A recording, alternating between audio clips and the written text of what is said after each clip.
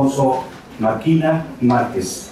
Me voy a permitir leer rápidamente la semblanza del doctor Alfonso Marquina. Él es doctor en Antropología Social, de especialidad en Antropología de la Salud, por la Universidad de Granada, España. Desde 2005 forma parte como investigador en el Grupo de Investigación de Estudios Socioculturales Aplicados, GIESA, en el Departamento de Antropología Social de la Universidad de Granada. Ha sido investigador visitante en el Department of Geography en la Laurentian University en Canadá y el Institute of Ethnology and Anthropology de la Cyril and Methodius University en Macedonia. Actualmente trabaja en proyectos de investigación en la Escuela Andaluza de Salud Pública sobre determinantes sociales en salud con poblaciones y contextos de vulnerabilidad social, mujeres que han sufrido violencia, conductas de riesgo en jóvenes y personas transexuales. Además, desarrolla tareas como consultor en investigación cualitativa en salud y sus intereses de investigación se han centrado en el campo de la salud pública, desde la antropología de la salud, la sociología clínica y la psicología cultural. Cuenta con experiencia internacional de trabajo de campo etnográfico en reservas indígenas y comunidades rurales en el noreste de Ontario, Canadá, y sus intereses de investigación actuales se centran principalmente sobre influencias culturales en salud mental, violencia de género y consumo de alcohol en adolescentes. Vamos entonces a hacer el uso de la voz para iniciar con este panel al doctor Alfonso Marquina. Previamente también el doctor Jorge Vilches tiene un importante mensaje.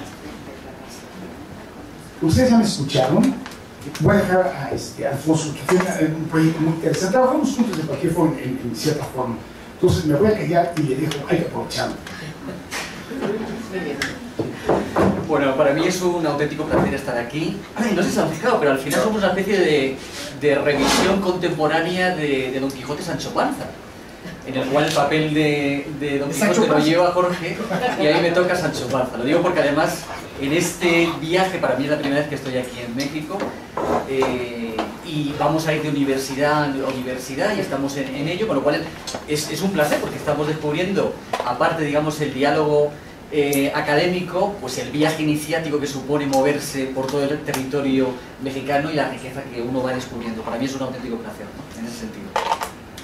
Bueno, os agradezco de manera especial el que me tengáis aquí, y sobre todo a mí me parece fundamental que en una universidad, aparte del aula, hayan otros espacios de debate. Entonces, cada vez que se montan y me explican que hay este tipo de seminarios y que me estaban comentando que hacéis a lo largo de todo el año conferencias, talleres, a mí, todo eso para mí como estudiante, cuando estaba estudiante me parecía algo que era fundamental en mi formación, así que os invito que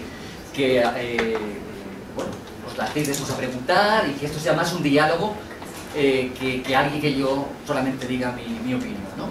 Bueno, antes de empezar, he escuchado atentamente a Jorge y yo creo que estamos en un momento de uso y abuso del lenguaje. Estamos en un momento muy interesante. Escuchándote me ha venido la frase de un dramaturgo español, Ramón del Valle Inclán, que a principios del siglo XX dijo una frase que fue visionaria, ¿no? Él pensaba, decía, el siglo XX será cinematográfico o no será. Al final lo fue. Al final fue un siglo audiovisual. Bueno, lo digo haciendo el paralelismo a nosotros que estamos en el campo de las ciencias políticas, de las ciencias sociales. Yo me atrevería a decir que el siglo XXI será basado en una gobernanza cooperativa, intersectorial, participativa, o no será. Y lo estamos viendo desde que comenzó. Realmente la mayoría de conflictos tiene que ver porque seguimos llevando la mayoría de problemas políticos, problemas sociales que tenemos de la misma manera. El caso ahora que tenemos, el estudio de caso del Ártico, revela los errores constantes que estamos cometiendo a la hora de llevar un mundo gobernable. En el sentido que al final se vuelve otra vez a principios de colonización y de explotación de recursos, lo estamos viendo en el Ártico, ¿no? A mí me gustaría que, y esta es un poco la dialéctica, el juego que hemos decidido en el tema del título de la ponencia, ¿no? La idea de gobernanza y resiliencia. La idea que yo creo que son dos términos constantemente desde un punto de vista histórico de manera dialéctica. constantemente. Lo que tenemos son estructuras sociopolíticas, estados, en los últimos siglos, y grupos sociales que tienen una posición sociopolítica distinta, asimétrica, desigual. En el caso de las poblaciones indígenas en toda América es un ejemplo extraordinario. De los 400 500 años que llevamos, siguen teniendo las tasas de desigualdad en salud tremendas, y todavía eso no se ha corregido. Si veis un poco en esa dialéctica entre gobernanza y la conjunción, gobernanza y resiliencia, la idea es el juego. Ahora hemos puesto reconciliación por una cuestión. En el 2008 hay una apología por parte del gobierno canadiense de pedir disculpas al pueblo indígena. 2008, 2015 se creó en 2005 una comisión de la reconciliación y la verdad. En 2008 hay esta apología. En 2015 se acaba de publicar un informe sobre para resumir qué ha ocurrido en Canadá, y hay un informe que lo que plantea es que estamos ante un nuevo panorama de reconciliación entre esos dos grandes grupos en Canadá, que son la población indígena y el resto de la población anglosajona o francófona, ¿no? Y se abre un nuevo camino, y es una posibilidad. Lo que no sabemos si va a ser una nueva retórica, si va en serio, si hay una voluntad política de gobernanza, de tratar los problemas que ha tenido la población indígena en Canadá, y si se va a tomar en serio la apuesta por intentar que la población indígena al final tenga unos niveles de estándares de vida similares al resto de la población canadiense. Bueno, como yo soy antropólogo y realmente lo que hago es trabajo de campo, todo esto es más la parte conceptual, teórica, que podamos echarle. A mí me gusta siempre utilizar la parte más vivencial, el haber recogido la visión de la propia gente, cómo vive estos términos en sus propias carnes, ¿no? Voy a hacer un juego de análisis de discurso, en cierta manera, entre un fragmento que se recogió durante el trabajo de campo, y después lo voy a... Esto es como el cine, ¿no? El plano y el contraplano. Tenemos aquí el primer plano, una persona que se posiciona y lanza un discurso, y después vamos a tener otro discurso que tiene que ver con la gobernanza, más bien, ¿no? Una gobernanza colonial. Pero para situaros un poco, Tarín para mí es muy especial. Es una mujer con una voluntad de transformación extraordinaria. Cuando yo conozco a Tarín, gran parte del tiempo que yo hablo con ella en conversaciones informales, siempre en su discurso tenía la idea de madre tierra, de la conexión con la naturaleza. Yo pensaba que Tarín había crecido en un entorno expuesta, digamos, a las creencias, valores, forma de vida tradicionales Ojibwe. Lo que descubro durante el trabajo de campo, y eso es lo que tiene la etnografía respecto a otro tipo de metodologías que no llegan, recogen información y se marchan, así que si uno se queda allí a vivir cerca de un año, como me quedé yo, empiezas a descubrir más cosas. Tarín llevaba 3 años en un proceso de transformación identitaria. Nunca había estado expuesta a la tradición Ojibwe, no hablaba el idioma Ojibwe. Su historia es la historia que resume gran parte de lo que ocurre en las reservas del norte de Ontario. Desde la niñez, exposición de padres alcohólicos, en el cual prácticamente no hay una relación materno-filial positiva, ni con el padre. Lo que recuerda Tarín es básicamente tener sus padres alcoholizados y no tiene una relación positiva. En fin, todas las historias, digamos, de factores psicosociales, depresión, alcoholismo. Tarín había tenido problemas de alcoholismo y también había tenido enganche, que ahora lo hablaré un poco. Hay una enorme epidemia ahora mismo en Canadá de opiáceos. De hecho, acaba de salir un informe de la Universidad de Wisconsin sobre los niveles, han hecho un índice de niveles de consumo per cápita a nivel internacional sobre opiáceos legales. Lo interesante aquí es cómo opiáceos legales se han convertido al final en drogas recreativas en muchas de las reservas indígenas y comunidades del norte. Y Canadá, en los últimos datos, en este informe, es la primera del mundo con mayor consumo per cápita de opiáceos, con lo cual ahora mismo hay una epidemia enorme. Y ahora ha entrado otro tipo de opiáceos, el fentantín creo que es, que yo estudié la psicodona y el Percocet, pero ha entrado por Columbia Británica, que se está extendiendo al resto de Canadá, pero es una ola sucesiva de epidemias. A todas las epidemias anteriores de alcoholismo, de enfermedades crónicas que han padecido las reservas indígenas, se suma ahora el tema de los opiáceos. Cuando yo llego a la reserva, es la primera reserva en el norte de Ontario que han creado un centro de metadona para tratar el tema de las adicciones de opiáceos, una comunidad de 800 personas, 200 estaban inscritas, que se sepa, que hayan querido tener la voluntad de entrar al programa, 200 registradas en el centro de metadona. Pero es por primera vez también que la comunidad ha entrado en juego y quiere, digamos, participar o de manera activa, luchar con esa lacra que vive generación tras generación las poblaciones indígenas en las reservas indígenas del norte de Ontario. Bueno, poneros un poco en la situación. Ese día, yo confieso que fue un desastre desde un punto de vista etnográfico y metodológico, pero afortunadamente en esos momentos son cuando de repente descubres y te revela toda tu investigación. Yo ya había tenido experiencias de conversación con Tarín y ese día había quedado con ella para llevar a cabo una entrevista semiestructurada con un guión para hacer una serie de preguntas. Bueno, pues ese día del despiste no llevo el guión de entrevista y me enfrento con ella, que había quedado en una hora, y no lo tengo. Qué desastre, ¿cómo puedo fallar? ¿Qué parte de mí ha fallado a la hora de llevar a cabo el trabajo de campo, ¿no? He quedado y no tengo el guión. ¿Qué le pregunto? Bueno, pues como ya tenía referencias de Tarín, se me ocurrió, y como yo dentro de antropología social me he especializado en antropología cognitiva y antropología de la salud. Bueno, hay un campo, toda una línea de investigación de antropología cognitiva sobre el tema del papel de las narrativas en los procesos cognitivos, cómo afecta la manera que narramos nuestra realidad, modula, media procesos cognitivos como razonar, explicar, recordar, todo ese tipo de procesos. Bueno, pues se me ocurre que en vez de tirar con la estructura narrativa a la hora de iniciar la entrevista, lo voy a hacer con una pregunta, con un esquema o un modelo explicativo. Y os diré por qué. Y le lanzo la pregunta, le digo, bueno, Tarín, digo, ¿quién es Tarín? ¿Quién eres? Normalmente así no nos explicamos. Cuando construimos nuestra identidad no lo hacemos en términos qué es una célula. Lo que estaba creado es que me diera una explicación. Pero realmente las identidades humanas no se hacen en términos explicativos, sino en términos narrativos. Narramos. Gran parte de lo que hacemos es que nuestra construcción depende que, de manera inconsciente, en la medida que nosotros producimos un discurso, vamos dando señales de quiénes somos, pero somos de manera inconsciente construyendo esa identidad en cierta manera, ¿no? Cuando yo le pregunto esto, en términos de estructura explicativa, de razonamiento explicativo, ella se queda parada.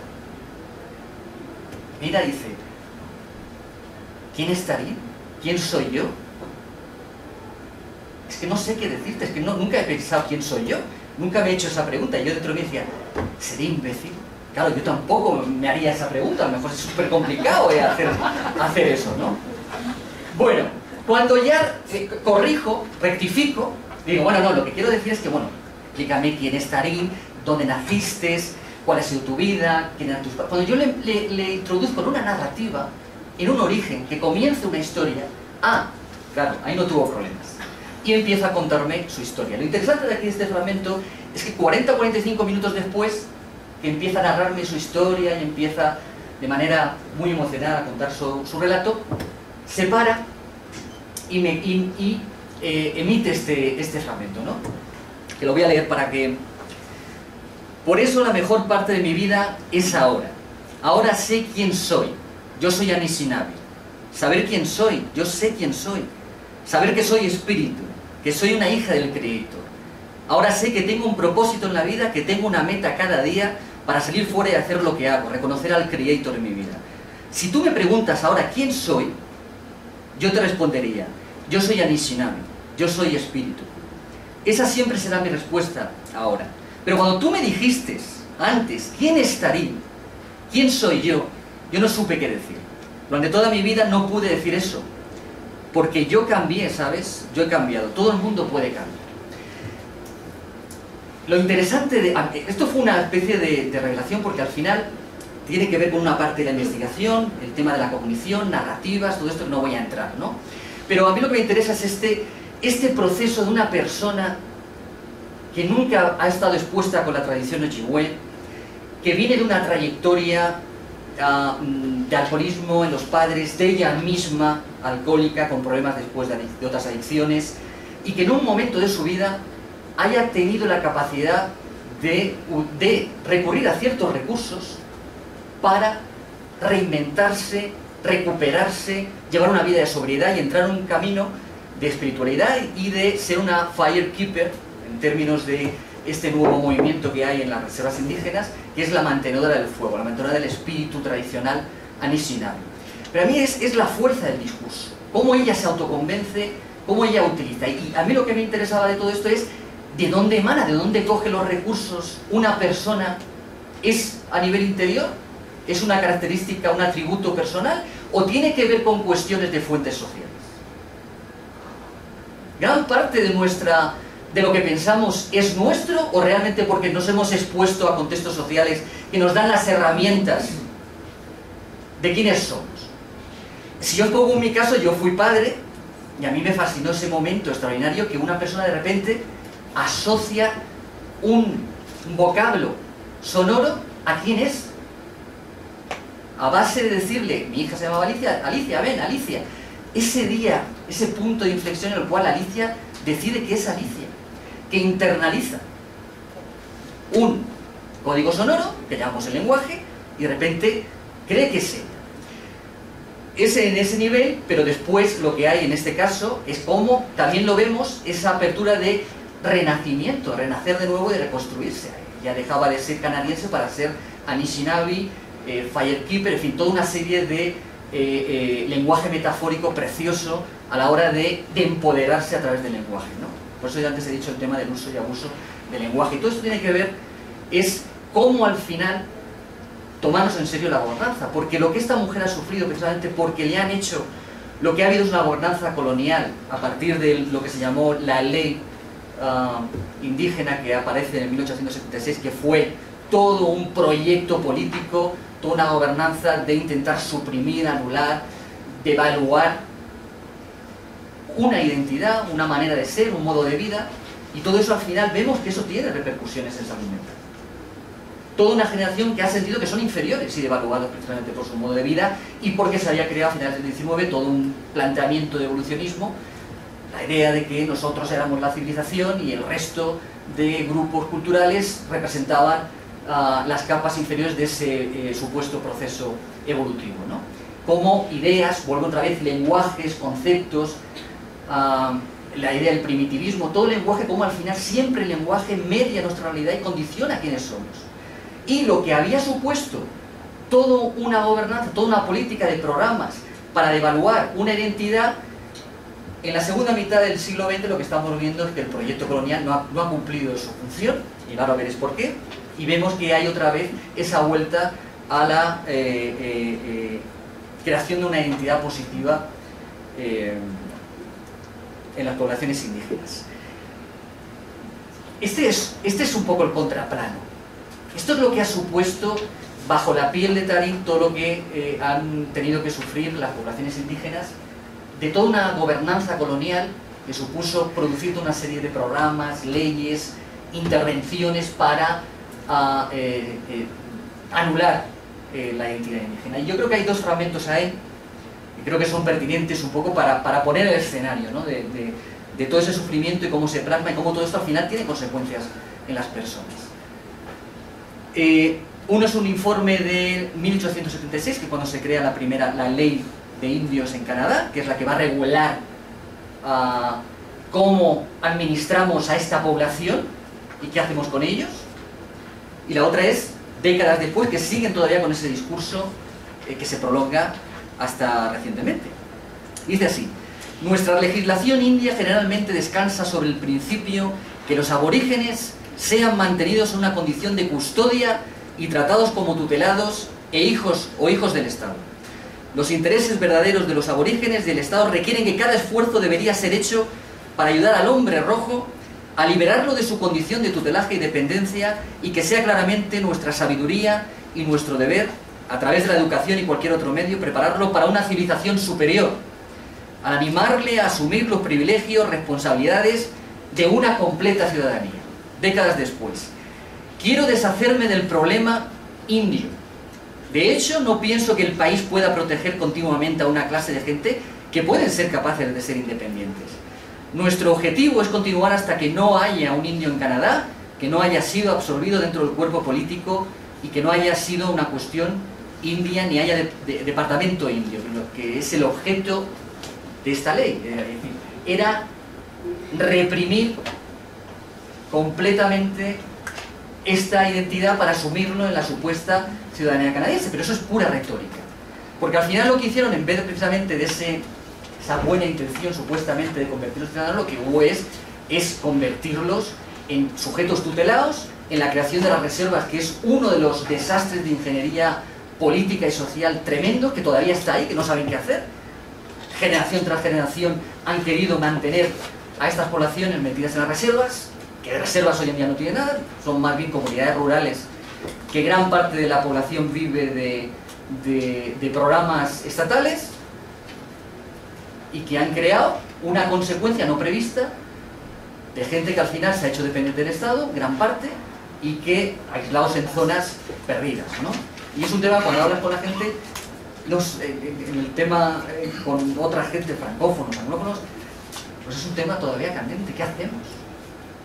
Creo que no funciona, venga dinero, venga echarle, pero al final es una cuestión estructural que no acaba de funcionar y que en la siguiente generación, los más jóvenes hoy en día, tenemos una comunidad cerca de 200 jóvenes enganchados a la oxicodona, a un opiáceo, ¿no?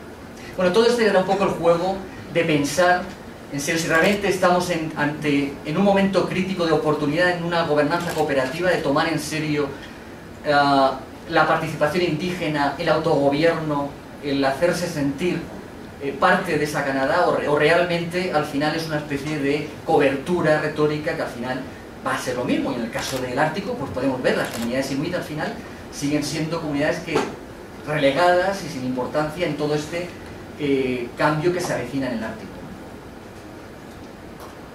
Bueno, todo esto tiene que ver gobernanza, reconciliación, resiliencia y hacia un modelo de equidad en salud.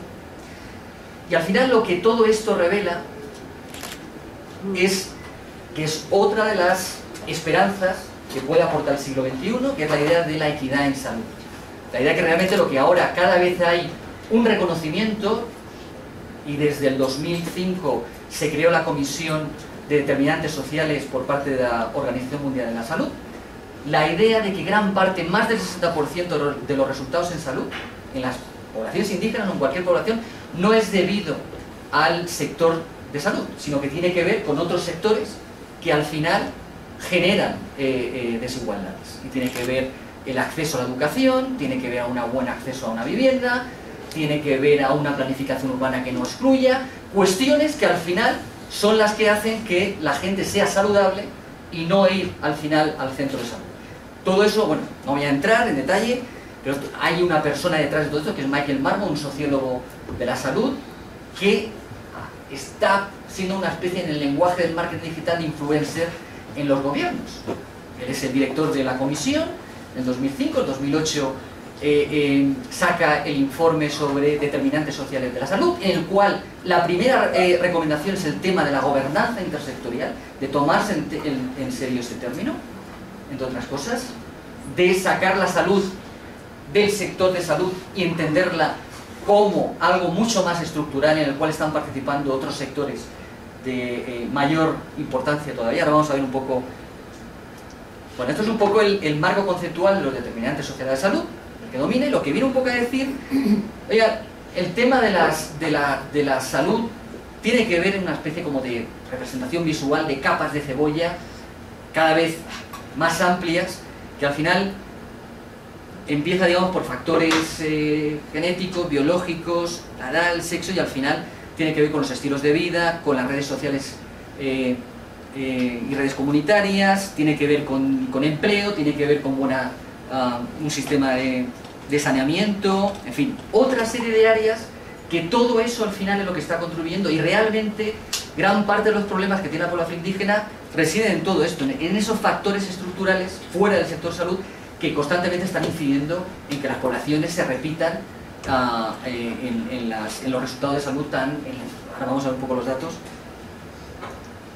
Bueno, esto es un poco las distintas dimensiones de los determinantes sociales, y nosotros estaríamos aquí, o sea, dentro de los determinantes sociales de la salud generales, cada vez es más evidente que las poblaciones indígenas tienen unos determinantes sociales particulares, específicos, que son distintos de la otra población.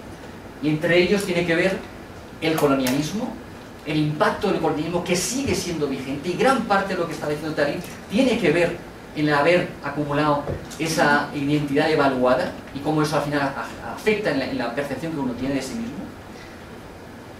Un poco lo vamos a ver. Bueno, este es un poco el marco conceptual actual del 2008, que es cuando aparece el informe de la OMS sobre determinantes sociales, y es todo un paradigma en salud pública dominante cada vez que tratan de empujar a que los gobiernos tomen cartas en el asunto, y veremos, porque además esto llega al 2011 en Río de Janeiro, que hay la declaración política del 2011 sobre determinantes sociales de la salud, en el cual los gobiernos se comprometen, es una declaración política que los gobiernos se comprometen a atajar verdaderamente los problemas de salud, si queremos poblaciones saludables. No sé si os veis, pero bueno, lo que ellos determinan en ese marco es la idea de determinantes estructurales de la desigualdad de la salud, que es todo ese bloque de aquí, y los determinantes intermedios de la salud, más visible. Pero gran parte de lo que este paradigma, este nuevo modelo conceptual, lo que plantea es que para atajar la mayoría de problemas actuales en salud hay que trabajar en esa dimensión de determinantes estructurales. Y ahí, si no hay verdaderamente un compromiso político, todo se queda en agua de borrajas. No va a haber solución, lo que va a haber es, bueno, continuo no mejoramiento de la salud, y tendremos las poblaciones, al final, las asimetrías constantes que estamos viendo entre poblaciones, ¿no? Otra imagen más gráfica, más visual un poco de lo que está ocurriendo, es la parte más visible de la salud y todo lo que al final incide, media en los resultados en salud. Lo más profundo tiene que ver asunciones, creencias, valores, que entraría ahí en la idea de asunciones colonialistas, la idea del primitivismo, la idea de poblaciones infantilizadas, como al final del 19 gran parte del discurso evolucionista trataba de que estaban en la infancia del proceso evolucionista. En fin, todo esto es lo que acaba teniendo repercusión. No me voy a extender. Una de las insistencias que cada vez se pone es el papel que sigue jugando, aunque no le gusta a los canadienses, las secuelas que todavía tiene el colonialismo en la mayoría de población indígena, y cómo al final, en la existencia todavía de las reservas indígenas actuales, todo eso ha generado, bueno, es un poco el tránsito de estas poblaciones del 15 al 16 en agrupaciones flexibles, de caza, ya el 17-19 lo que hay ya es esa transacción que hablaba un poco Jorge, en una síntesis evolutiva que ha habido de ese intercambio que nos exponía de la relación indígenas y el resto de población que venía un poco a explotar los recursos de ese territorio, y la parte final del siglo XX, final del XIX y la mitad del XX, y todavía continúa el tema de la reserva en India, y todos esos elementos, digamos, lo que ha hecho es transformar radicalmente las poblaciones indígenas, y lo que ha generado es toda una serie de consecuencias nefastas. Bueno, ahora vamos a ver un poco las consecuencias nefastas de esta estructura institucional. Tiene que ver con ese desempleo estructural constante que hay en las reservas, la dependencia de la asistencia social y el auge de faccionalismo y desigualdad social, porque también hay esa otra parte. Hay caudal de dinero canadiense para exculpar su culpa, y lo que ha creado también es una élite indígena que también existe en las reservas, en las que yo veía también, en el cual todos somos iguales, pero hay unos más iguales que otros. Al final estaban el jefe de la banda y la familia, y al final, cuando había dinero y había trabajo, al final lo que había es ese faccionalismo, y al final iba el clientelismo de que si yo conozco y tal, conseguían. Y los más pobres al final son los que trabajaban o no trabajaban en las minas y estaban en condiciones tremendas. O sea que también esa realidad existe, el tema de consecuencias poscoloniales en el mundo indígena, ¿no? Bueno, esta foto es muy particular porque yo creo que sintetiza. Tomé la foto en Kapuskis. Kapuskis es una comunidad básicamente francófona, en el norte de Ontario, pero caminando un día, explorando un poco el territorio del norte, encontré ese panorama, ¿no? Para mí fue una especie de síntesis visual de cómo todo eso ha hecho cambiar esas sociedades y todos los efectos, ¿no? Es esa hegemonía visual en el espacio de los aserraderos y de las fábricas de pasta de papel, que domina el norte de Ontario. El norte de Ontario es una zona rural, pero o son minería o es la explotación de la madera, ¿no? Pero todo el paisaje está lleno de aserraderos y de fábrica de pasta de papel, y hay esa imagen de esa agrupación cazador-recolectora en sus tipis y esa estructura básica con ese poder y ayer cuando pasábamos por aquí, ¿no? Siempre también esa arquitectura que también expresa siempre el poder constante, ¿no? Los templos, los palacios, ¿no? Pues en el mundo industrial, que ya no hay tanto palacio y ya no hay tanta nobleza, esa idea de arquitectura industrial es la que domina y la que ha hecho, digamos, tener secuelas a esta población indígena, que supuestamente los iba a integrar, pero que lo que ha sido es mano barata. Cuando yo hago un recorrido histórico, hago un estudio sociohistórico de cómo las poblaciones han ido transformándose y empiezo a ver datos desde el siglo XVI hasta el XX, veo cómo los ancestros de Tarín y el resto, cómo han ido evolucionando de la bahía de Hudson, porque todos bajan de Moosonee y de todo esto, exacto, cómo han ido bajando, y realmente es en ese modelo lo que al final les benefició la idea desde el siglo XVII, XVIII, la idea de la caza, porque eran tremendamente inteligentes. No habéis estado en el bosque boreal, pero lo que a uno le asombra es la inteligencia de sobrevivir en un espacio tan hostil, la inteligencia que tenía que haber en la población para sobrevivir, el conocimiento que tenía que haber del medio para explotarlo, garantizarse un sustento. Claro, para ellos, cuando llegaron los colonos, el intercambio de pieles de castor, para esta gente que eran tremendamente hábiles en la caza, para ellos cazar era algo habitual, y al mismo tiempo le venía toda una serie de recursos, de mantas, de herramientas, de todo esto que eso permitía, pues les benefició. Pero todo el cambio, todo ocurre, el mayor cambio es cuando empieza el periodo industrial, que es cuando va a ser mano de obra de trabajo para la construcción del ferrocarril en toda la parte del norte, cuando se va a abrir, y todo el tema de aserraderos. Todo eso al final lo que va a hacer es empobrecerles cada vez más, porque lo que van a hacer es trabajar en condiciones no muy aceptables, y ser un poco el lumpenproletariado de este nuevo sistema de la sociedad industrial, ¿no? Bueno, ahí ves un poco, no me voy a detener, la idea de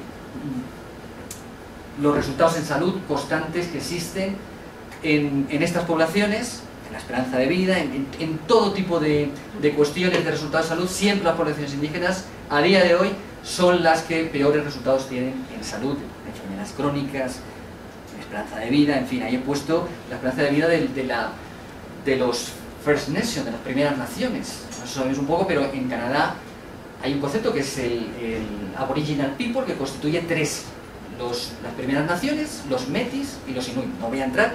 Esto tiene que ver con las primeras naciones, esa tasa de la brecha de esperanza de vida, 6, 7, 8 años, pero que los Inuit es mucho mayor, se habla de 12, 14 años de diferencia. O sea, todavía hay mayor brecha en diferentes grupos de población aborigen en Canadá. Bueno, todo esto un poco, este marco, tiene que ver porque quiero retomar un poco, siempre tengamos ahí la voz de Tarín, y a mí lo que me interesaba es esa capacidad de resiliencia, ¿no? Como esa persona, tras 3 años de este proceso, ha llegado a convertirse en una nueva persona, en una nueva identidad. Hay todo un proceso, ahora entraré, ritual de reconversión identitaria, de asumir una serie de proceso, de protocolo ceremonial que uno tiene que llevar para ser neófita de nuevo a las enseñanzas, porque ella no había sido expuesta. Y a mí lo que me interesaba es, dentro de estos determinantes sociales, hay dos que señalan ciertas estrategias de resiliencia, que es las habilidades de afrontamiento, es decir, cómo también al final utiliza herramientas para afrontar la adversidad, todas las secuelas que ha tenido sus adicciones, y el papel que tienen las redes de apoyo social como otro de los factores que inciden, que median a la hora de tener a poblaciones más saludables. Veremos cómo ha habido todo un movimiento, lo que se llama el Healing Movement, en Canadá, un movimiento curativo que lo que predica la idea es que realmente, volviendo a las enseñanzas tradicionales, se recupera la salud que ha perdido la población indígena. Voy a entrar un pelín. No sé cómo hago de tiempo. 10 minutos. Muy bien. Bueno, no voy a entrar un poco en el... Mejor 5 para que haya preguntas. Sí, pues mira. Bueno, no voy a entrar un poco en las características del norte de Ontario. La investigación se hizo en esta parte de aquí, justo en la frontera del norte de Ontario, y el resto sería lo que es el Ontario remoto.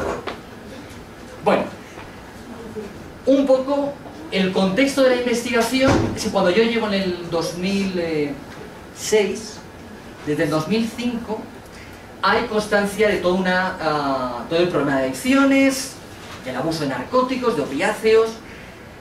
CIF of Ontario es una organización política, declara la epidemia en el norte de Ontario y busca tratar de responder a esa epidemia que vive todas las reservas del norte de Ontario.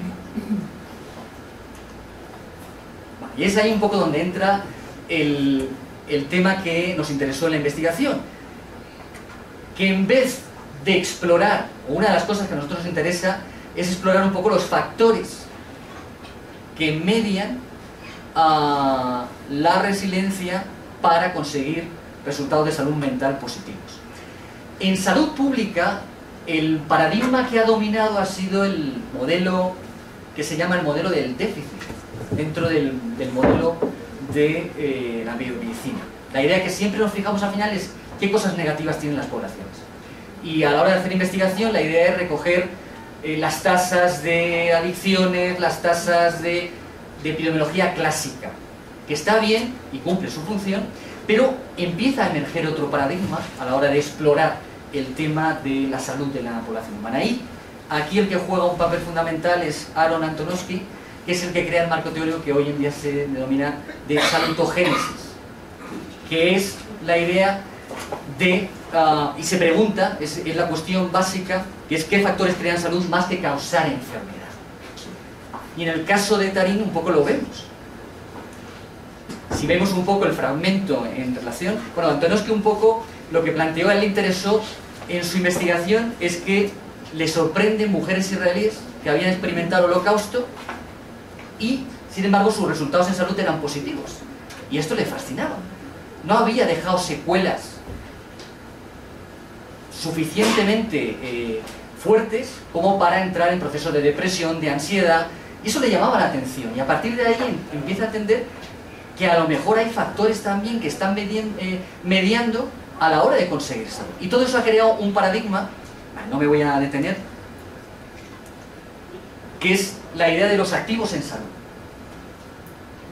Es un poco la contraposición del modelo del déficit y del modelo de activos, y la idea al final es qué recursos, qué fuentes, qué herramientas tienen los individuos y las comunidades para, a pesar de exponerse a experiencias adversas, trágicas, salen adelante.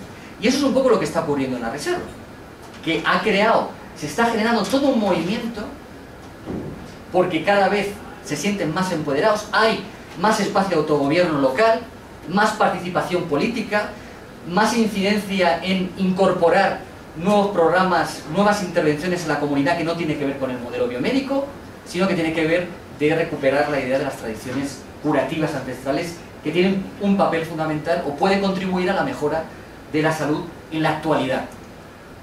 Esa creatividad humana, al final, tienen que ver rituales que vienen de una cultura cazadora-recolectora, animista, y que de manera creativa la están utilizando de manera, para resolver problemas epidemiológicos actuales. Bueno, es un poco más que su potencial de crear y sostener salud y desarrollo. Es un poco la idea del cambio de paradigma que hoy en día domina. Es un poco lo que planteaba, la idea del enfoque biomédico, focalizar en deprivación, déficits, enfermedad, factores de riesgo, y esta otra línea de investigación lo que plantea es bueno, esa parte está, no hay que negarla, hay tasas de alcoholismo y ahí está, y hay que dar cifras que son importantes, pero también ver qué recursos a lo mejor están teniendo las comunidades para afrontar desde ellos mismos esos problemas. Bueno, es que si me detengo no lo...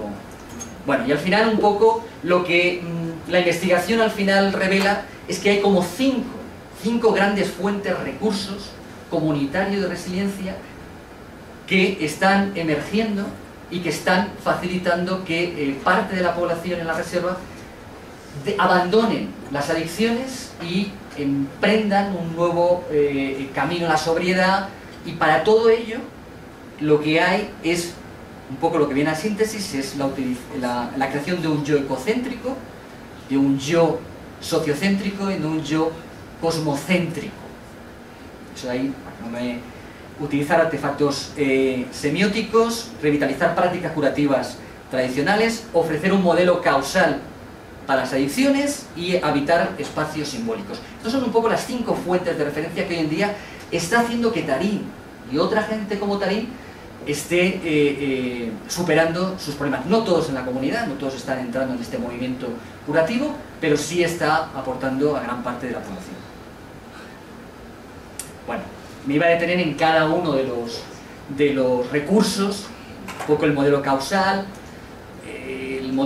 que lo tienen que internalizar, tienen que aprender. Estamos suponiendo que gran parte de la generación fueron anuladas por todo un proceso de asimilación cultural que empieza en la final del 19 y está actualmente. Gran parte de la población, muchos de ellos no se han expuesto a las tradiciones curativas. De hecho, para mi asombro, cuando yo quiero entrar en la comunidad y empaparme un poco de las tradiciones curativas y voy a un elder, me encuentro que para él, que no me acerque al grupo de quienes están revitalizando las culturas indígenas, porque eso es black magic, eso es magia negra.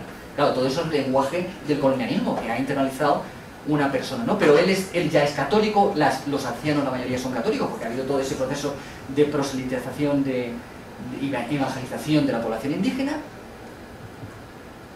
con lo cual, bueno, la idea de una nueva concepción indígena, y la persona que entra en este camino, como Tarín, que entra en lo que se va a llamar el Red Road, el camino rojo, es todo un camino, es una manera metafórica de hablar de renacer, de construir, y para ello quien empieza en ese proceso curativo, Tarín ha llegado a ese discurso porque llevaba 3 años en un protocolo ceremonial y espiritual de adquirir un nombre indígena, entrar en contacto con un elder en la reserva, y cuando llega a cierto proceso de ceremonial consigue una serie de artefactos simbólicos, como es la pluma de águila. Sostener una pluma de águila es algo que lo vincula con su tradición, y al final eso empodera también la idea de los artefactos también como mediadores a la hora de facilitar la curación.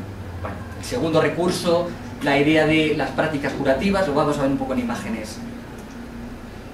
La idea de la gobernanza local, de cómo toda una comunidad, todas esas instituciones están promoviendo la idea de integrar en el centro de salud de la reserva la idea de prácticas curativas tradicionales, integrarlas y hacer algo que cree una simbiosis, una sinergia de esas dos tradiciones, la biomédica y la ancestral, para curar los problemas. Un poco esta es la idea del enfoque de las prácticas curativas, es un poco la idea de que realmente, porque piensan, la idea que lo que ha habido es que su espíritu les ha abandonado. Realmente las enfermedades indígenas, su conceptualización es que, para entender lo que les ocurre, es que hubo esa discontinuidad cultural por parte del colonialismo, su espíritu, su auténtico yo es espiritual, les abandonó porque contaminó su pueblo, porque se alejó de la cultura tradicional.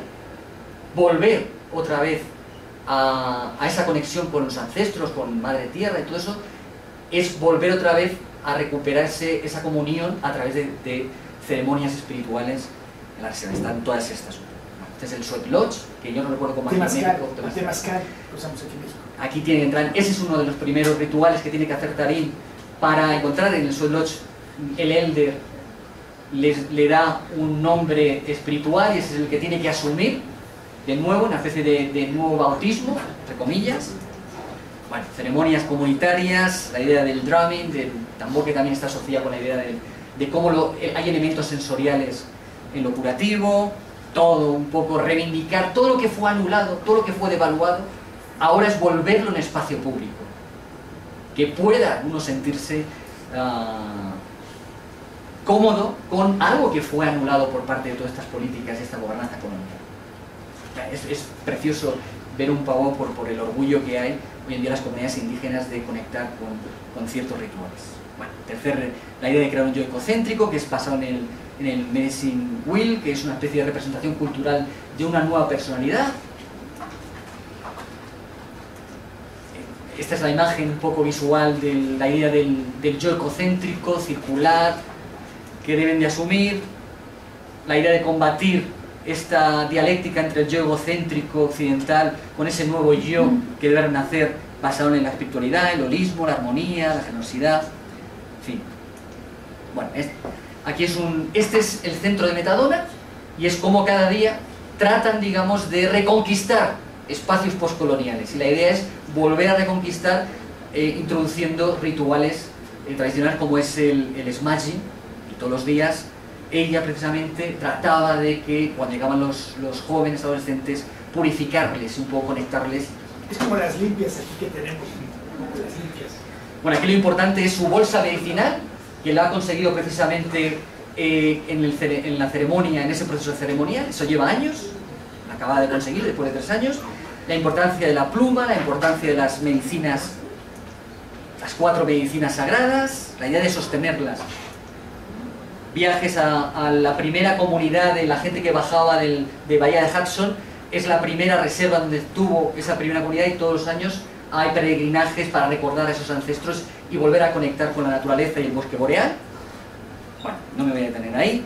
Y bueno, termino con esto porque es muy interesante. La idea de que este es Murray Sinclair, es el director de la Comisión de Reconciliación y Verdad que se estableció en Canadá, y en el 2015 han publicado un informe con 94 recomendaciones, si no me equivoco, para esa nueva Canadá reconciliada entre población indígena. Lo interesante aquí es otra vez volver cómo integrar cierta filosofía indígena, la idea de integrar nuevas filosofías. Hay todo un movimiento que se llama el Two Eyes Model, la idea del modelo de 2 ojos, que lo que plantean son intelectuales indígenas, que lo que plantea es que lo que hay que hacer es, en vez de la tensión entre 2 tradiciones, la occidental y la indígena, es intentar integrar esas 2 visiones, 2 cosmovisiones, tanto en la academia como en el mundo de la salud, integrar la manera. Y bueno, ahí dejo el fragmento. En vez del rencor, en vez del resentimiento por parte de un indígena que ha sufrido gran parte de su población, al final, en ese documento que él dirige y escribe, me parece un cierre extraordinario de la posibilidad que abre Canadá a esa gobernanza participativa, cooperativa, y de reconocer ese daño que ha ocurrido, que sigue ocurriendo, y que muchas de las secuelas están ahí por toda esa historia e impacto que ha tenido en la colonización. Yo creo que lo voy a dejar aquí, porque si no me voy a extender, me vais a matar. Muchas gracias, doctora Martina Márquez. Esta presentación sobre la gobernanza, la reconciliación y resiliencia indígena en Canadá. Yo tengo algunos comentarios, pero quisiera decirles si tienen alguna pregunta, Elizabeth. Una sola pregunta. Tenemos que seguir e irnos. Sí, por favor. Bueno, muchas gracias por la ponencia que nos acaba de dar. En realidad es un tema que casi nunca vemos aquí en México, y que en realidad tiene mucha importancia, porque aquí hay muchas comunidades indígenas de las que muchas personas no saben siquiera su existencia.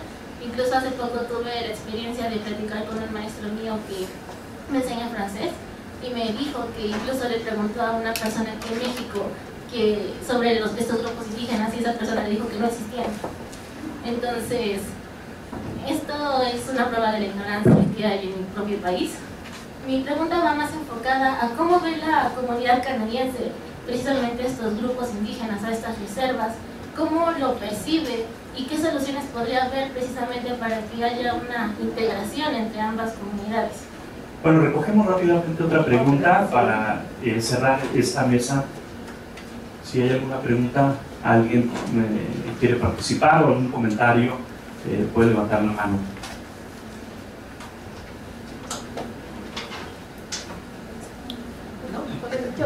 Elizabeth, sí. Sí, muy conectada con la tuya, porque efectivamente la integración de grupos indígenas no es fácil, Por ejemplo, nuestros grupos indígenas también tienen todas estas tradiciones, medicina, que incluso más bien permea a otros sectores, ¿no? La medicina tradicional. Y justamente en ese sentido hemos visto otras presentaciones aquí, por ejemplo, de poblaciones indígenas ya en zonas urbanas, ya no nos vamos hasta el Ártico, donde tienen problemas muy serios para integrarse. Ajá. Incluso, por ejemplo, hemos visto documentales aquí de sobre todo mujeres indígenas que han desaparecido o las han asesinado, y no es una situación que le interese mucho, digamos, de solucionarse. Entonces, efectivamente, yo también nada más reforzaría un poco la pregunta sobre si se partieron ya políticas, o hay políticas que efectivamente lleven a una integración. Bueno, voy a ser breve. Primera cuestión, hay un estudio fantástico llevado en la Columbia Británica de unos investigadores que vienen del área de la psicología, que empiezan con el típico modelo del déficit que os hablaba antes, la idea de las tasas. Ellos estudian las tasas de suicidio en adolescentes, en jóvenes que eran tremendas en Columbia Británica, que es en el otro extremo donde yo hice la investigación. Recogen y al final lo que revela y lo que han descubierto es que hay una diferencia. En vez de la tasa típica de número de suicidios de adolescentes por la población por 100, y te da la tasa, lo que descubren es que encierra cierta realidad, que de las 80, 90, no recuerdo bien, 80, 90 reservas que ellos estudian, revelan que hay diferencias, que tenemos reservas donde la tasa de suicidio es alta y en otras donde no hay. Y se preguntan, ¿qué ocurre? ¿Cómo es posible? Y cómo también el peligro que hay a la hora de la epidemiología clásica, la investigación epidemiológica, es que todo eso encierra que tienen que estar interviniendo factores, mecanismos que hagan que en una reserva haya una tasa elevada de suicidios adolescentes y en otras comunidades no las hay.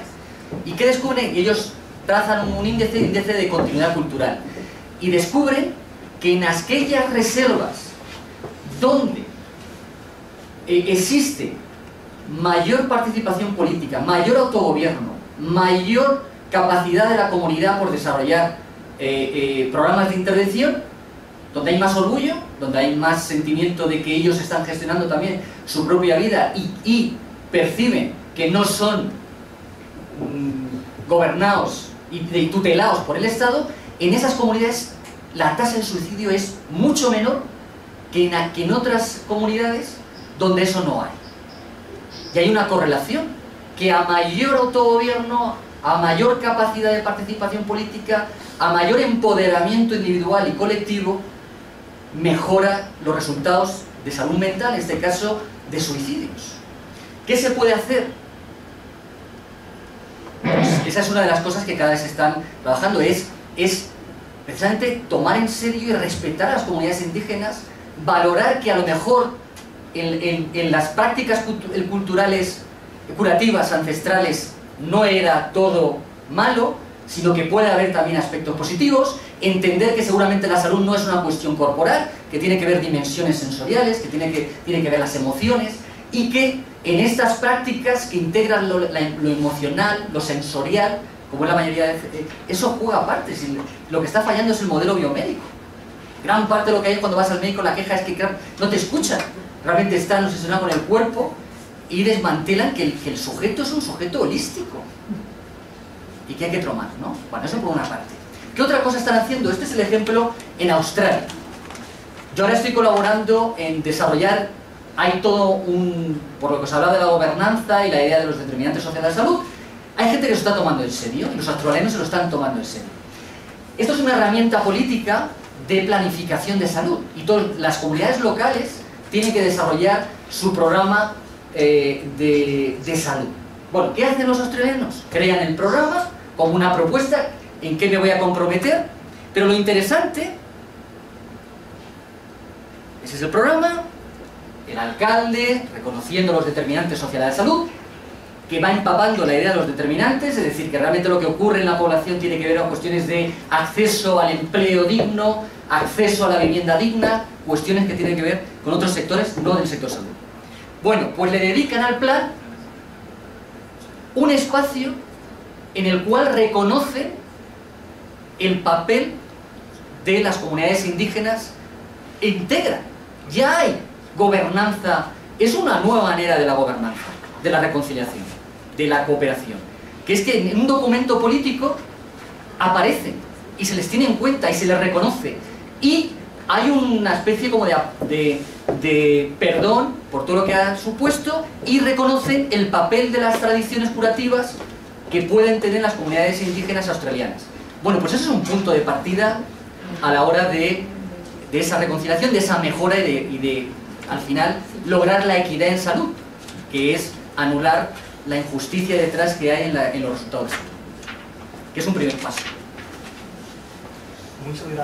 Muchas gracias al doctor Alfonso Marquina Márquez. Y bueno, les reitero, para quienes estén más interesados en esta investigación que les llevó más de 7 años en Canadá, el libro Resiliencia, Subjetividad y Salud Mental en una reserva indígena canadiense, que va a estar aquí en la biblioteca del CISAN, donado por los autores, el doctor Alfonso Marquina, el doctor Jorge Vilches, quien también participó en esta interesante investigación sobre los indígenas en Canadá.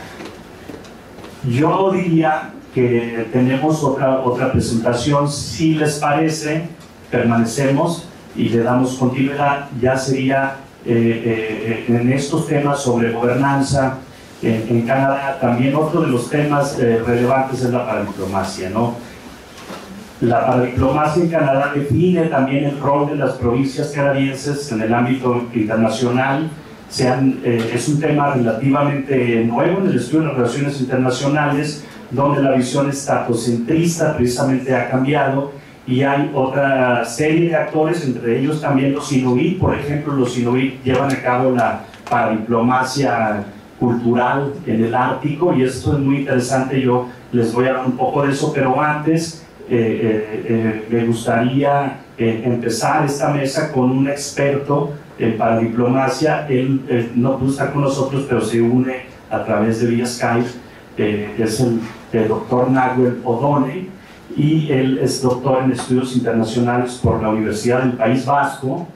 Y se ha especializado en temas como desarrollo local en el Politécnico de Milano y en regulación económica de la economía por la Universidad Complutense de Madrid. Entre sus publicaciones destacan Fronteras y Procesos de Integración, estudios comparados entre América y Europa, municipios y cambio climático, hacia la construcción de una agenda de paradiplomacia ambiental, entre otras, y sus líneas de investigación son cadenas de valor, cooperación descentralizada y transfronteriza, paradiplomacia e integración regional. Nos acompaña el doctor Nahuel O'Donnell con su exposición sobre los enfoques teóricos de la paradiplomacia. Muy buenas tardes a todos. ¿Me escuchas también, verdad? Sí, sí. Sí, perfecto. Bueno, muchísimas gracias, Roberto, por la introducción. Es un gusto para mí estar nuevamente participando de un encuentro del CISAN, y mi intención en esta intervención es hablarles sobre la paradiplomacia y el análisis teórico que se ha hecho desde la paradiplomacia, que lo identificamos desde 5 perspectivas teóricas principales, de las cuales una de ellas es la gobernanza. Si empezamos a transitar a lo largo de la presentación, por favor, para quien me esté apoyando allí en el salón o en el aula, la paradiplomacia o la actuación internacional de los gobiernos subnacionales ha sido analizada principalmente en el marco de la teoría de relaciones internacionales desde 5 perspectivas teóricas. La primera perspectiva tiene que ver con la actuación, con la del actor internacional. que se entiende por actor internacional dentro del estudio de las relaciones internacionales. La segunda perspectiva son aquellos estudios vinculados a la política exterior. La tercera, aquellos estudios vinculados al desarrollo territorial. Y por último tenemos los estudios de la integración regional, perspectiva de la cual derivan el análisis de la paradiplomacia desde la perspectiva de la gobernanza translocal. Es decir, que la aproximación de la gobernanza a la paradiplomacia que se hace en el marco de los estudios de relaciones internacionales es de alguna manera una derivación de aquellos estudios que surgieron previamente que tiene que ver con el análisis de la integración regional. Mi intención entonces es hacer foco en cada una de estas perspectivas, así que le pido a quien me esté acompañando con las láminas que pase a la siguiente. Entonces, ¿cómo ha sido entendida la paradiplomacia desde el análisis del actor internacional? Bueno, en realidad una de las cuestiones más importantes tiene que ver con el interés que surge en el marco de los estudios internacionales por definir la categoría de actor. Es decir, ¿qué define que un actor sea considerado internacional? Y este fue uno de los temas principales de la tesis de doctorado de Caterina García Segura, en donde se plantea, bueno, ¿qué define que un actor sea considerado internacional? Y cómo logramos entender que los actores nacionales son actores internacionales. El surgimiento y la ampliación de los actores internacionales es uno de los temas que más atención ha recibido en los estudios de relaciones internacionales, y lo singular, como menciona Roberto Russell, es no que haya otros actores internacionales, sino que hace una consideración teórica y un estudio sistemático sobre los distintos grupos que constituyen la categoría de actor. A partir de esta perspectiva es que comienzan los análisis transnacionalistas, que consideran a los nuevos actores internacionales, la multiplicidad de canales de relación, y en este contexto es que surge la idea de la interdependencia compleja como una construcción de tipologías que se caracteriza por tres niveles: las relaciones interestatales, transgubernamentales y transnacionales. Aquí es importante mencionar que Heine y Nain, aquellos que fueron los padres de la interdependencia compleja, no hablan o no estudian el papel de las unidades subnacionales. Lo que hacen de alguna manera es contribuir al debate a partir de lo que ellos entendían por relaciones transgubernamentales, que son las redes de relaciones que existen entre burocracias gubernamentales que se dedican a tareas similares. Reitero, ellos no hablan específicamente del papel de las unidades subnacionales, pero de alguna forma contribuyen a este caldo de cultivo, que podríamos denominar así, en el cual se van a analizar posteriormente los estudios de la paradiplomacia desde la perspectiva del actor internacional. Lo importante, si seguimos en la siguiente lámina, es entender que hay un desplazamiento hacia un criterio más de tipo funcional en el análisis de los actores internacionales y que se basa en la consideración de los aspectos políticos más que jurídicos formales. Y de alguna forma esta legitimidad viene dada a partir de las interacciones que empiezan a tener en el mismo sistema internacional y la capacidad de afectar los cursos de los acontecimientos.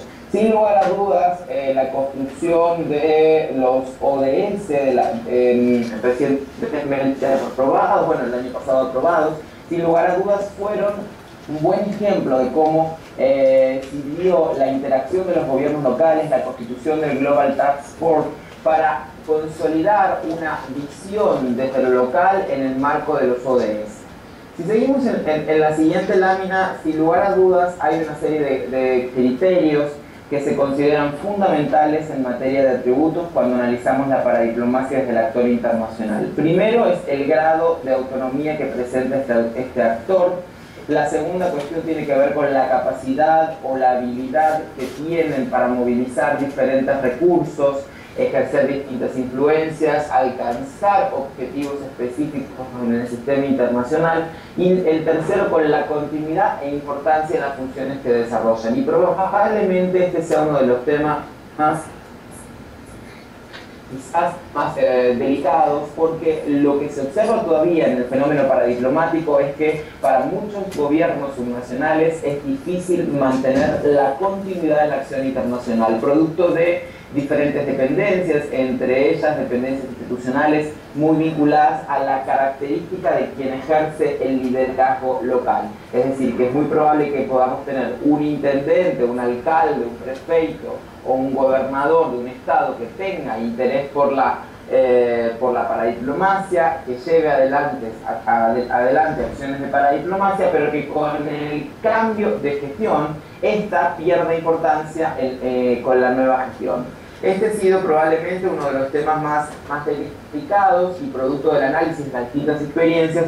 Tenemos pocos actores subnacionales que han podido tener una continuidad a lo largo de los años, que de alguna forma esa acción paradiplomática se ha convertido en un eje transversal del quehacer municipal o del quehacer local en una política pública consolidada. En el marco de esta interpretación que se da del actor local es también donde surgen algunos de los primeros estudios sobre la globalización y el debate acerca del papel que tiene el Estado-Nación y cómo está mutando el Estado-Nación, que incluso se ha materializado en un debate más profundo acerca de la soberanía estatal y los distintos niveles de perforación o no que puede tener la soberanía estatal. Vale la pena mencionar que entre ellos hay autores canadienses que han analizado la cuestión, como Duchasek, y que incluso considera, como lo veremos más adelante, que en algún momento y en alguno de sus enfoques y en alguno de sus libros esta no ha sido una visión que ha permanecido sin modificaciones teóricas, pero considera a la actuación internacional como uno de los perforadores de la soberanía estatal. Si seguimos en la siguiente lámina, vamos a encontrar el siguiente enfoque que está vinculado a los estudios de política exterior y que sin lugar a dudas en este marco donde tenemos mucha literatura de origen canadiense a partir del vínculo que existe entre política exterior y federalismo. Desde la política exterior, históricamente la política exterior ha sido una prerrogativa del gobierno central, del Estado Nacional, era quien tenía que definir, construir y defender ese Estado Nacional. Y por muchos años fue el principal objetivo de análisis de la política exterior de los estados y sobre todo de aquella literatura vinculada a la historia diplomática. Pero sin lugar a dudas,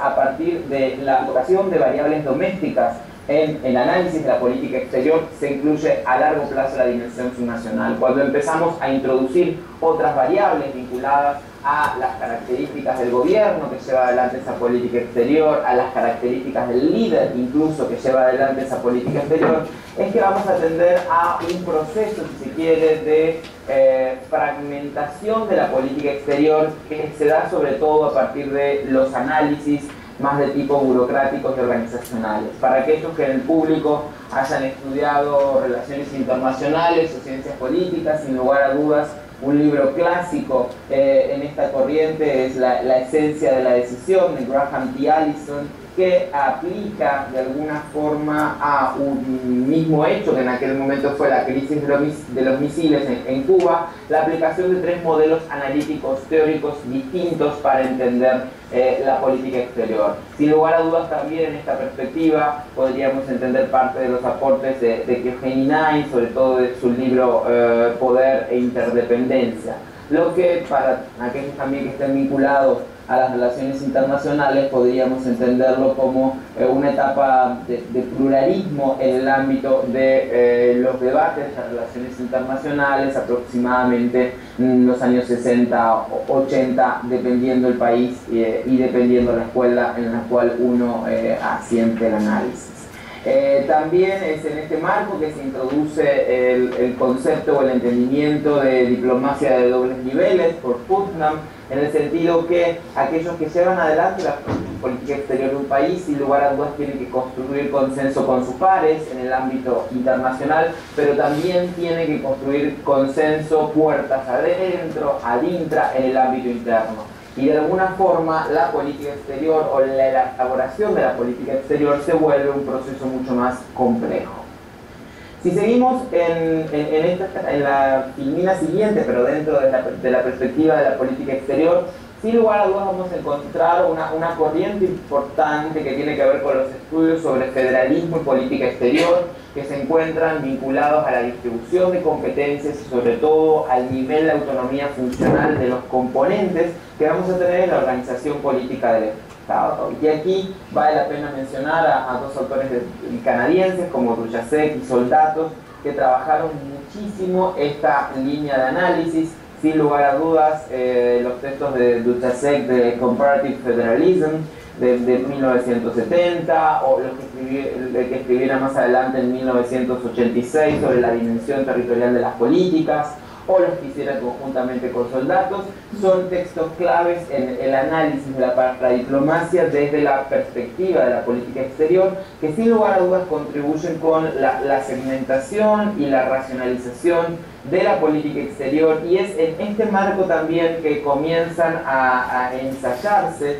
las primeras definiciones de paradiplomacia, y sin lugar a dudas vale la pena siempre resaltar la definición dada por Dujacek, en donde a veces simplemente paradiplomacia se entiende en el sentido de que es una actividad que se lleva adelante de manera paralela y que tiene que ver con entradas directas e indirectas de los gobiernos no centrales en el campo de las relaciones internacionales. Por eso hace énfasis en la palabra para entender que es una capacidad paralela, que es subsidiaria, que puede ser accesoria y que incluso no necesariamente es continua en aquella definición inicial que se diera.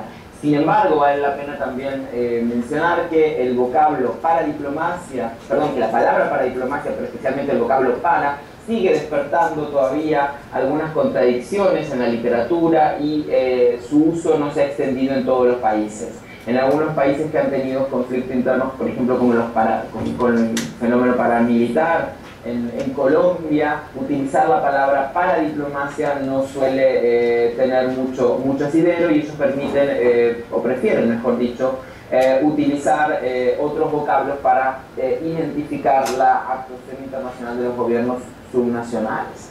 En el marco de esta perspectiva, entonces, es que se dan los esfuerzos para definir la paradiplomacia, y sin lugar a dudas una de las perspectivas principales, una de las definiciones principales que podemos encontrar en la literatura y bastante primigenia en el ámbito iberoamericano, la que diera en su momento el Noé Cornago, que entiende la paradiplomacia como la implicación de los gobiernos no centrales en las relaciones internacionales a través del establecimiento de contactos que ya pueden ser formales o informales, permanentes o ad hoc, con entidades extranjeras, públicas o privadas, con el propósito de promover asuntos de carácter socioeconómico, político o cultural. Y que de alguna forma constituye una dimensión externa de sus competencias constitucionales. Y es en el ámbito, si pasamos a la siguiente filmina, de esta definición o este entendimiento, análisis y estudio de la paradiplomacia de la política exterior, que vamos a encontrar algunas limitantes importantes para que van a contribuir al entendimiento del concepto. Primero, la paradiplomacia no busca representar intereses extremadamente amplios. Al mismo tiempo, encuentra dificultades por definir el interés común, ya que intenta sobre todo reunir múltiples interlocutores alrededor de temas específicos importantes. Son temas específicos que además se encuentran orientados a lo que se denomina baja política, es decir, no vamos a trabajar temas de defensa o de seguridad del Estado desde una perspectiva paradiplomática. Vamos a trabajar temas de desarrollo económico, de desarrollo cultural, de medio ambiente, vamos a fortalecer la búsqueda de inversiones de nuestros gobiernos nacionales. Esos son temas vinculados a baja política. Y al mismo tiempo demuestra algunas cuestiones vinculadas a que está muy sujeta a los constreñimientos institucionales o a los condicionamientos institucionales por la necesidad de contar con una estructura, con competencias, con poder para operar internacionalmente, y tenemos múltiples experiencias muy heterogéneas alrededor de esto. Al mismo tiempo se da una continuidad en la acción internacional en muchos casos que depende casi exclusivamente del fuerte liderazgo de la persona que se encuentra al frente del ejecutivo local o subnacional y tiende a presentar una baja institucionalización, con lo cual de alguna forma contradice lo anterior, está sujeto a fuertes condicionamientos institucionales, pero al mismo tiempo tenemos una baja institucionalización del fenómeno a nivel de los gobiernos subnacionales y se encuentra siempre vinculada a la necesidad de mostrar resultados como mecanismo legitimador de su accionar, en el sentido que probablemente se discuta poco la necesidad de contar con un departamento o una secretaría de desarrollo cultural, con una secretaría de salud o de políticas sociales a nivel subnacional, pero sin lugar a dudas hay más diferencias, rispideces o se plantean más críticas a lo que podría constituirse una dirección o una secretaría de relaciones internacionales o de cooperación internacional, con lo cual está siempre expuesta, bueno, a mostrar resultados en cuanto a captación de recursos, internacionalización de la sociedad, participación en proyectos de cooperación, de alguna forma para funcionar como un agente legitimador de su papel dentro de la estructura del gobierno local.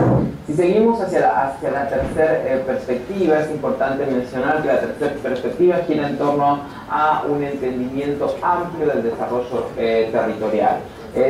Básicamente se analiza la paradiplomacia a partir de los cambios operados en el papel del territorio, en el marco de los procesos de globalización, que de alguna forma impulsan una reorganización del espacio económico y político, y esto se puede vincular con otro de los temas que hemos trabajado fuertemente y que de hecho fue la última conferencia que presentamos en el CISAN, donde Roberto participó, que tiene que ver con las cadenas de valor, sobre todo con las cadenas de valor, ya sean globales o regionales, y cómo el posicionamiento territorial de algunas ciudades o de algunas provincias, de algunos estados, hace que cobren importancia en el marco de estas cadenas de valor y tengan que, sin lugar a dudas, refuncionalizarse en el marco del capitalismo global o de las fuerzas de capitalismo. Y en este sentido, esta es una gran línea de análisis de la paradiplomacia, pero que de todas formas abarca varios fenómenos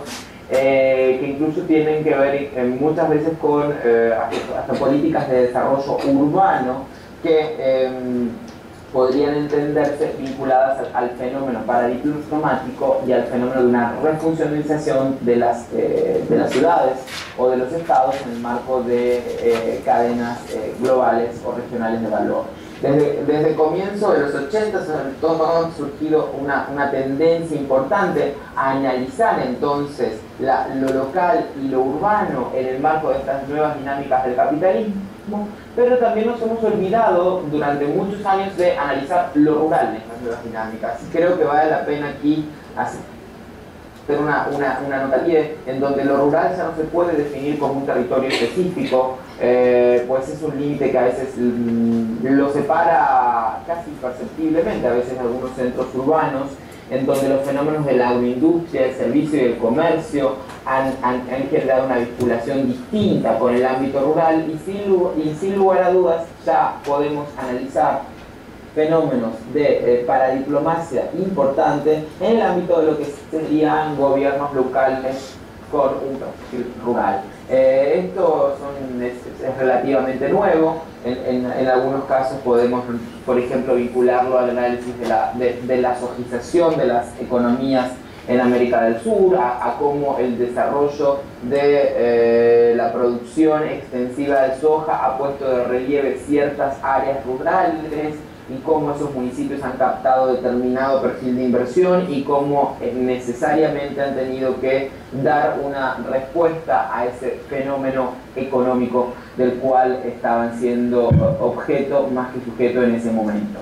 Pero también otros estudios, y pasamos a la siguiente lámina, porque incluye un grupo importante de base economicista, como podíamos ver, actores territoriales que buscan maximizar sus beneficios a partir de la localización o de ser poseedores de ciertos recursos específicos, pero también tenemos toda la línea de estudios urbanos, la relación entre las ciudades y el sistema capitalista, y aquí hay una autora muy conocida en México que es Saskia Sassen, que escribió inicialmente acerca de las ciudades globales, de cuáles eran las verdaderas ciudades que se encontraban enganchadas dentro del sistema capitalista. Pero también, producto de esto, se dio un debate muy amplio que tiene que ver incluso con los sistemas de gobernanza urbana y otros derivados importantes. Estudios sobre la globalización, la nueva jerarquía económica, los sistemas territoriales de innovación, etcétera, etcétera. Si seguimos adelante, vamos a pasar a la cuarta línea y después nos queda por último la quinta, para analizar. La cuarta línea tiene que ver con los espacios teóricos principales desde los que se abordan las dinámicas subnacionales, y para mí es el espacio teórico principal desde el cual se aborda la dinámica subnacional, que tiene que ver con la integración regional. Sin lugar a dudas, surge la valoración de distintas fuerzas que influyen en la integración regional, y ya no estamos solo manteniendo un análisis de tipo top-down de la integración regional, sino también un análisis de tipo bottom-up. ¿En qué sentido? En el sentido de cómo los gobiernos subnacionales pueden participar activamente del proceso de integración regional y dar respuestas al proceso de integración regional o proponer políticas en el marco del proceso de integración regional. Es fundamental además esta línea de análisis, como los mencionaba al inicio, porque es el punto de partida de algunos análisis vinculados a la gobernanza. ¿En qué sentido? En el sentido que es en el marco del policy making europeo que se lleva adelante una de las primeras definiciones de gobernanza, entendida como un sistema de negociación continua entre gobiernos ubicados en distintos niveles o distintas escalas territoriales. Lo que sin lugar a dudas me va a permitir más adelante trabajar sobre las dimensiones verticales y horizontales de la gobernanza. Y esto que surge a nivel europeo es rápidamente transferido y analizado en otras escalas, como puede ser a nivel del Mercosur, a nivel de la Comunidad Andina de Naciones, a nivel del sistema de la integración centroamericano en el continente latinoamericano. De alguna forma, para sintetizar esta perspectiva, quedarían tres preguntas claves que aparecen, o dos preguntas y una reflexión que aparecen en la siguiente lámina, que tiene que ver con en qué medida la actuación nacional en los procesos de integración regional afecta la forma o la naturaleza de las políticas generadas desde los espacios integrados, y que al mismo tiempo las acciones de los actores subnacionales en el campo de la política de integración en los diferentes estados, si son excluyentes o complementarias entre sí, y esto de alguna forma tiene como derivado el análisis sobre los diferentes intereses que pueden tener las unidades subnacionales al interior de un mismo proceso de integración regional. ¿Por qué? Porque la localización impacta mucho en qué visión vas a tener de la integración regional. No es lo mismo ser una ciudad o un gobierno de frontera que serlo en una zona central del país, y qué postura probablemente vas a tener a favor o no de esa integración regional. Como mencionaba, y ya para terminar pasamos a la quinta perspectiva, que es la que tiene que ver con la gobernanza, y sin lugar a dudas esta interpretación de la gobernanza en el marco de los estudios de la partidiplomacia no la podemos desvincular de la línea que anteriormente les mencionaba, que es la línea de la integración regional.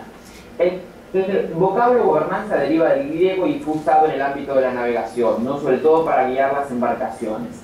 Y de alguna forma lo que es interesante es ver cómo la gobernanza ha permeado en el análisis de las ciencias sociales, pero sobre todo en los análisis que tienen que ver con la paradiplomacia desde los estudios internacionales. Primero, desde la perspectiva de una nueva forma de analizar los problemas sociales, pero me gustaría más centrarme en las que siguen, en las láminas subsiguientes, que tienen que ver con una visión vinculada a la relocalización del poder y la definición que anteriormente les mencionaba de Gary Marx, sin lugar a dudas hace referencia a esto, ¿no? Es un sistema de negociación continua entre distintos gobiernos que se ubican a distintos niveles, y sin lugar a dudas acá tenemos la perspectiva de la dimensión vertical y de la dimensión horizontal de la gobernanza, sobre todo vinculada a los procesos de descentralización, tanto surgidos como una demanda vertical trascendente, pero también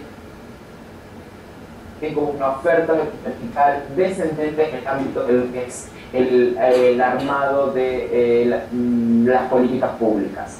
Una siguiente visión se vincula más a los múltiples actores que intervienen en las negociaciones y en los procesos de decisiones, y sin lugar a dudas la definición de Morata hace referencia a la gestión de distintos procesos en la toma de decisiones donde participan múltiples actores, sobre todo a partir del aumento de sus capacidades sociales, y esto también se vincula con algunos debates que se han dado en el ámbito de los múltiples niveles y canales de negociación en las tomas de decisiones, que tienen que ver con la inevitabilidad por momentos que se plantea de tener competencias solapadas cuando estamos analizando una problemática o queremos proponer una política, una respuesta que tenga como característica la gobernanza, y cómo podemos de alguna forma limitar algunas interferencias que podrían surgir en los ámbitos políticos, institucionales, técnicos, económicos.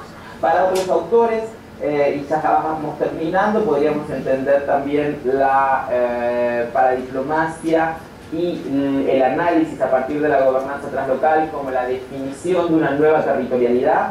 Y es importante entender aquí la definición de Utermark, que habla de la definición de políticas que sigue un camino distinto. Va desde lo local a lo central para luego volver a lo local. Y esto se ha visto en distintos experimentos que se han dado a partir de actividades paradiplomáticas o de la consideración de buenas prácticas de distintas experiencias que surgen desde los territorios, de alguna forma son entendidas, receptadas a nivel central, por momentos y en parte reconceptualizadas, pero no en su conjunto, puede ser en una parte, algunas modificaciones, un diseño distinto, pero de alguna forma es tomada esa experiencia que surge desde lo local para luego ser transferida a otros espacios vinculados al ámbito local, que puede ser dentro de un mismo estado o a nivel de múltiples estados cuando estamos hablando de los procesos de integración regional. Y una última perspectiva que tiene que ver con la definición de un nuevo estilo de gobernar, y que sin lugar a dudas esta definición de un nuevo estilo de gobernar ha impactado también en el perfil que tienen quienes gobiernan las unidades subnacionales. Y la capacidad de generar espacios de coordinación no jerárquicas, de trabajar en red, etcétera, etcétera. Por último, y para terminar, una última filmina de conclusión con la pregunta de, bueno, ¿hacia dónde va la paradiplomacia? Sobre todo, ¿hacia dónde va la paradiplomacia en un contexto de creciente interés desde las relaciones internacionales? Y sin lugar a dudas, hay múltiples estudios de relaciones internacionales, tesis de grado, tesis de maestría, tesis de doctorado, líneas de investigación que hoy se vinculan con la paradiplomacia, con lo cual podríamos reflexionar acerca de la constitución de una comunidad epistémica paradiplomática, que sería relativamente evidente en el caso de Canadá y de creciente evidencia en el caso de América Latina, la fortaleza que tiene la paradiplomacia como apoyo a la gestión subnacional, pero al mismo tiempo entender que puede dar origen al surgimiento de nuevas asimetrías. ¿Por qué? Porque la paradiplomacia todavía no llega a todos los territorios, en el sentido que la posibilidad de actuación en materia de cooperación internacional de los territorios subnacionales se encuentra limitada sobre todo a las capacidades proyectuales y de gestión que tengan los gobiernos subnacionales, es decir, aquellos gobiernos que reúnen ciertas capacidades, que han adquirido ciertas destrezas, que han formado sus recursos humanos, tienen una actuación internacional. El tema no es solo la creación, sino que también es el arraigo, producto de las características que les mencionaba anteriormente que tiene la paradiplomacia.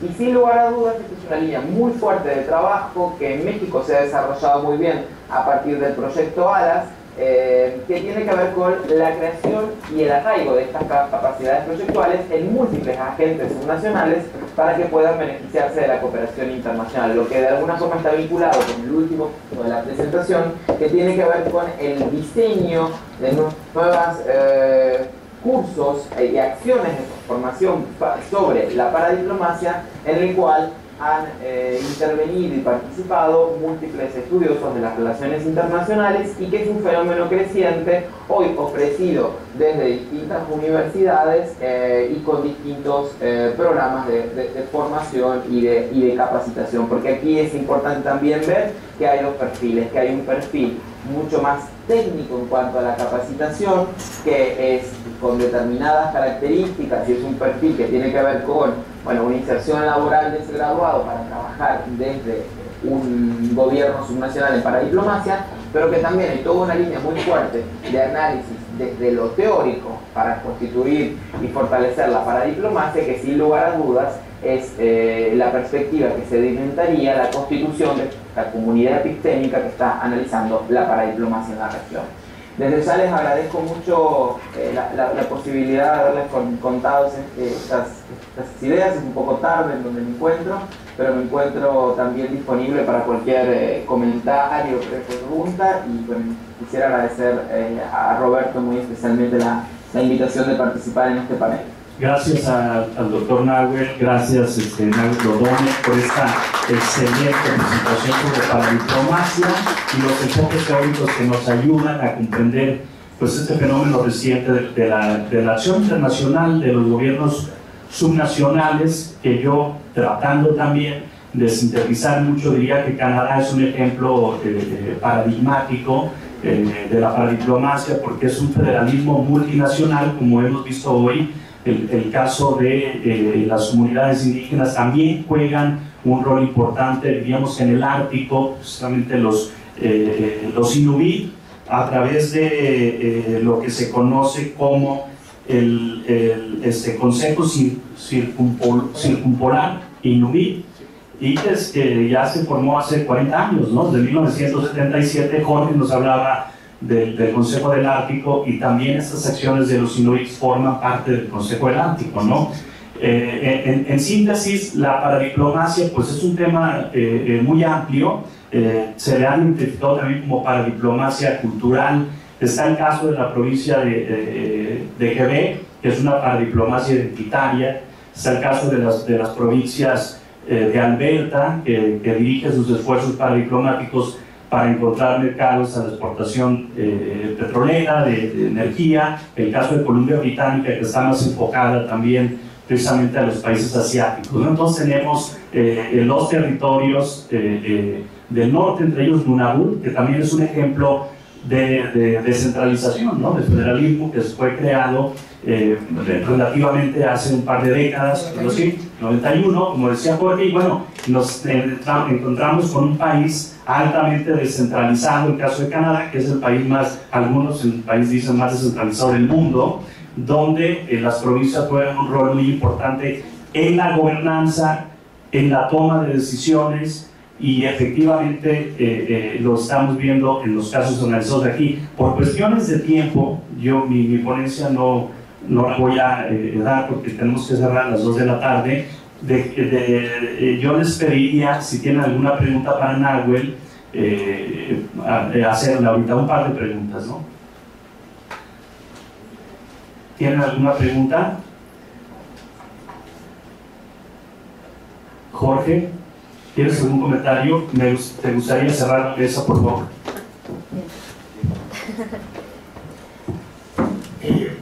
Pues me parece que muy interesante. Como ya lo había comentado, Canadá es un ejemplo de paradiplomacia. Lo que nos comentó el doctor ha sido muy interesante. Creo que hay muchas cosas que se tienen todavía que hacer, y no solamente para Canadá, sino para todo el mundo. Entonces, desgraciadamente el tiempo está volando. No sé si habrá algún otro comentario. Sí, bueno, nada. Porque me parece un tema apasionante, que yo desconozco la paradiplomacia, y me habéis dado una amplitud. Yo pondré una dedicación. ¿Qué pasa? No sé si estáis un poco atentos a lo que está ocurriendo, por ejemplo, en España con Cataluña. Es un ejemplo, no sé si eso lo veis también como un ejemplo de paradiplomacia, de las tensiones territoriales, de una paradiplomacia que al final lo que está negociando es una manera distinta de de territorio, de separarse de España, como ocurrió puede ser también con Quebec. Todo eso, ¿cómo lo estáis manejando? ¿Cómo lo percibís en términos de paradiplomacia cuando hay esas tensiones territoriales? Y al mismo tiempo con Macedonia, por ejemplo, Macedonia. que hay tantísimas comunidades y va a haber, me imagino, tensiones muy fuertes ahí. Porque una gran crítica ha dicho que se aplica la baja política, pero claro, aquí ya no es baja política, aquí ya es alta política, en el sentido de cuál es el modelo de Estado que uno quiere, ¿no? Y eso cómo se maneja en la paradiplomacia. Bueno, nos quedan 5 minutos y me gustaría que Nahuel participara también, porque es un experto en estos temas, y yo cerraría con otros 2 minutos. Adelante, Nahuel. No sé si estás conectado. Bueno, muchísimas gracias. Voy a tomar el comentario del colega que hablaba de la situación de Cataluña. Bueno, efectivamente, bueno, desde la teoría se hace una diferenciación entre 2 conceptos, que uno es el de paradiplomacia, como mencionábamos, y otro es el de protodiplomacia. La protodiplomacia sería aquella que tiene un carácter identidad más fuerte y un carácter seccional. Entonces, desde lo teórico estaría analizado, ¿no? Tendríamos esta diferenciación entre paradiplomacia, que no tiene un carácter secesionista, y protodiplomacia, que tiene un carácter secesionista. Pero de todas formas parece que también vale la pena analizar y aquí poner en valor los aportes de la literatura canadiense sobre este tema. Ivo Duchasset, que participaba desde los inicios de este debate, mencionaba que su análisis había estado centrado en los estados federales, proponiendo analizar las múltiples voces que se escuchan en el ámbito internacional. Y así como él mencionaba que los gobiernos subnacionales podían ser prosperadores de la soberanía estatal, lo mencionaba que también tenía que ver de acuerdo a cuál fuera la actitud que tenía este gobierno subnacional. El gobierno subnacional, por tanto, podía constituirse o no en un perforador de la soberanía estatal, como pasaba también con otros grupos que se analizaban, como la oposición, como las comunidades etnoterritoriales, que podría también ser considerado para el caso de Cataluña, o los grupos de interés que tienen un papel importante en un país. Entonces, no quisiera extenderme, si bien es un tema fascinante para conversar, pero sí que quisiera dejar en claro que desde el análisis académico sí hay una diferenciación entre una actividad paradiplomática y protodiplomática. Y sin lugar a dudas, pues también como mencionaba el colega, yo creo que aquí hay una definición temática o de competencia que hay que tomar en cuenta. En el momento que se trasvasa desde un contenido de baja política hacia otro contenido que no forma parte de la baja política, bueno, sin lugar a dudas estaríamos considerando que hay que mirar esa experiencia con mayor atención. Primero, es muy poco probable que pase porque no se puede quebrar los límites constitucionales del Estado, es decir, la paradiplomacia siempre se hace en el ámbito de las competencias del Estado. Entonces ahí ya estaríamos viendo, bueno, algunos movimientos que serían llamativos y que probablemente son algunos de los fenómenos que también podríamos ver hoy en algunas regiones europeas, pero que sin lugar a dudas, no me voy a extender en el tema, pero podríamos comparar lo que sucede entre Escocia y Cataluña, que tienen sin lugar a dudas tintes muy distintos o contenidos muy distintos de paradiplomacia una y de protodiplomacia la otra. No tengo la respuesta, quizás lo dejo como pregunta al grupo de analistas. Muchas gracias a Nahuel, muchas gracias Jorge, doctor Jorge Vilches, Alfonso Márquez, muchas gracias a ustedes por su participación, y con esto cerramos esta mesa sobre federalismo y paradiplomacia en Canadá. Gracias.